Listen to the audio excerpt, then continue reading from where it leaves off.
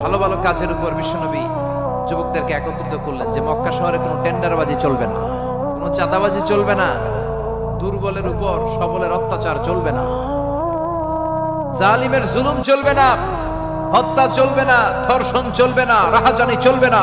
মক্কা শহরটারে শান্তির শহর বানাতে হবে। যুবকরা এই দায়িত্ব কাঁধে নিয়েছে। কারা? মুরব্বীরা না, যুবকরা। যুবকদের আছে প্রাণ ঢালা উচ্ছ্বাস, অনেক শক্তি। এজন্য যুবকদেরকে ভালো কাজে আসতে হবে। যুবকরা চাইলে এই দেশের চেহারা পাল্টে দিতে পারে। এদেশে যুবক ভোটার আছে কয়জন জানেন? নতুন করে যুবক ভোটার হয়েছে 2 কোটি। কয় কোটি? 2 কোটি না? Can you imagine that? কল্পনা করতে পারেন? They can change Bangladesh, they can change the face of Bangladesh. তারা 56,000 বর্গ মাইলের এই বাংলাদেশের চেহারা পাল্টে দিতে পারে। তাদের অনেক শক্তি। এজন্য যুবকদের এই শক্তি কাজে লাগাতে হবে। ফেন্সিডিল, গাঁজা